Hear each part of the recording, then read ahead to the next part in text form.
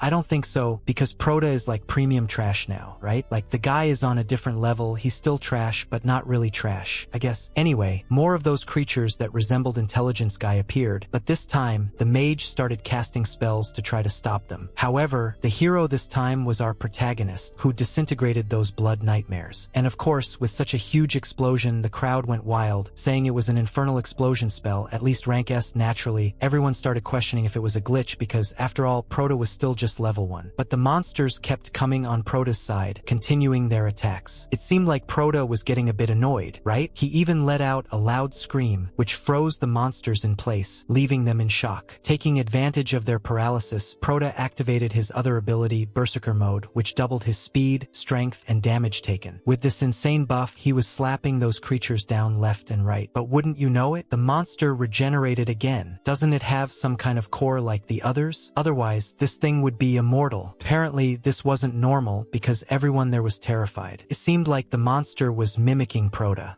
I'm not sure, but it somehow evolved into a king-level blood nightmare. Proda declared that the monster had likely absorbed his berserker attributes and ended up evolving. When the monster attacked again, Proda didn't hit back this time. He dodged instead, which made sense, right? Now, their attributes were equal, so Proda no longer had the upper hand. Just then, Xing Han showed up and declared, "Step aside, you useless fool. I'm the only one who can handle this. Let's see if she really does anything." I still think she won't. At that moment, the monster attacked. Xing Han dodged, ran up its arm, and infused her sword with icy energy, aiming for its neck. But obviously, the monster wasn't going to just leave its neck wide open. It managed to block her attack. However, the spot where she struck became frozen. The monster quickly counterattacked, catching her off guard, though she managed to defend herself. Frustrated, she declared, "My God, this isn't working." She's like one of those people who always says they'll get it done but never does. By now, you'd think she'd have been knocked down already, but apparently not. Seems like trash won this round. And this is the kind of moment where a flashback usually happens. So we're suddenly whisked away into a flashback of Xing Han. A man had once commented to her that the energy levels in this abyss were very unstable and questioned whether she really intended to enter alone. She had silently agreed, but internally she had declared that her ultimate goal was to conquer the darkest depths of that place. And so, folks, she launched a powerful attack and suddenly summoned a blue flag. Clearly had a name, the Flag of Frost. And it wasn't just any flag. It boosted the speed of all allies within a 30-meter radius by 50%. And what about the monster? It simply froze while her attributes only increased. She did well, right? After all, the monster was made of water, and she controlled ice. As long as it was frozen, it wasn't a threat since it couldn't regenerate, right? I mean, it's easier to cut through ice than water, right? I think that's how it works. I'm no physicist. She did exactly what I thought. She sliced the monster in half. Seeing this, Proda realized that this must be the legendary God-chosen S-Class. He was excited to see who was stronger, the king-level Blood Nightmare or Lu Xingran. Apparently, the monster hadn't been defeated by that attack. Internally, Xingran answered Proda's earlier question. Even though she was rank S, her strength still didn't compare to her brothers. Despite carrying the Lu name, she always felt left behind. Currently, she was the weakest member of the Lu family. Because of this, she was constantly ridiculed, called the disgrace of the Lu family, and told that she should just stay home since the abyss was too dangerous for her. But she wanted to grow stronger, even if it meant venturing into rookie abysses. As she continued to challenge herself and overcome higher-level foes, she believed that one day she would surpass them all. For that, she had to face each challenge alone, and with this resolve, she managed to land another hit on the monster. However, she failed to notice another attack coming from behind, which struck her hard enough to leave her gasping for air. Seeing this, everyone declared that Xing Han had been defeated, and there was nothing they could do, right? After all, if even a rank S hunter like her couldn't win, what hope did they have? But while everyone else was giving up, Proda didn't. Before the monster could land another hit on Xinghan, he blocked it with a fireball. It was a strong attack too, powerful enough to sever the monster's arm once again, giving Xinghan the chance to get back on her feet. She was clearly shocked by Proda, who was fearlessly standing up to the monster. Meanwhile, Proda had just activated his weakness perception ability. He remembered that when a monster reaches the king level, it gains resistance to abnormal conditions. Depending on its level, it could become completely immune to various effects like freezing, dizziness, paralysis, and slowness. Even some areas that were once its weak points would cease to be vulnerable as it leveled up. Now that the monster had reached that point, it didn't make sense to hold back any longer, so Proda destroyed the ring. What? Wait, calm down. He broke the ring that was on his finger. Man, relax. Then Proda delivered a massive punch to the beast. But since the monster now had the same stats as Proda, it withstood the hit and even counterattack. Luckily, Proda managed to dodge in time. Meanwhile, Xinghan was just standing there, watching the fight and regenerating herself. Repositioning himself, Proda thought he only needed to find the monster's weakness. Easier said than done, though, since no matter which part he destroyed, it just kept regenerating. He hadn't found any weakness in the monster's body. Actually, something about it seemed off. It was almost like it was being controlled by something. Following this line of thought, Proda had an idea. He shouted to the rest of the group. When the block was removed, a blood test appeared, indicating that the block was connected to the blood nightmare. "Kick that damn board," he yelled. The intelligence guy obediently kicked the board. Suddenly, a notification popped up, "Verification of intelligence approved. You may now decrypt the glyph block to end the blood curse." Oh lord, if they had known that earlier, they could have solved this a long time ago. But Proda was a bit dense, right? He didn't have any analysis skills. Why didn't he use them on the stone? To make matters worse, the monster simply grabbed the plate out of the air and ate it. So now what? That's right, the monster was invincible. But of course, no one noticed this except for Proda. So naturally, he had to warn the others. Xinghan approached Proda and asked if they had met somewhere before, because when she entered the abyss and saw him, she had a strange feeling of familiarity. Hearing this, Proda felt a little hurt and retold the entire story we've already heard. It was only after this that she remembered who he was. She even admitted that she never thought Proda would actually be able to change classes. With pride, Proda declared, "Yep, that's right. Now I'm a level 1 trash. Look, the others might have been teasing him a little, right? After all, he keeps calling himself a level 1 trash can all the time." However, Xinghan didn't seem to care much about that. She was thinking about how Proda risked his life to gain experience, point by point, growing stronger. Meanwhile, she'd rather not even go there. She admitted that saying it out loud would be too embarrassing. In the midst of this, Proda explained that the stone block was circulating inside the blood nightmare's body. To take the monster out of invincibility mode, Xinghan would need to freeze it. In the meantime, Proda had to find a way to locate the block and extract it from the blood nightmare's body. Hearing this, Proda commented, "As expected, no matter who you are, there comes a time when you can't handle everything alone. Consider this your 0.5 reward. Now, let's work together to defeat this monster." Oh man, it's official now. She's in debt 0.5. And so, the others in the background, myself included, said we were going to help in the fight, even if we couldn't do much. At least we'd contribute in some way. Finally, the group came together, more or less. Returning to the monster, the plate was now lodged in the middle of its belly. Thanks to Proda's analysis ability, he announced that the monster's invincibility would disappear in 5 seconds. After that, the monster would enter a frenzy and attack non-stop for the next 30 seconds. Those 30 seconds would be crucial to defeating the boss. Still, the group wasn't feeling too confident about it. But Intelligence Guy simply declared that they would succeed, and suddenly, morale began to rise. Even Xinghan's spirits were lifted, her fatigue reduced by 100%, and she was even recovering mana by 15 points. She smiled, thinking,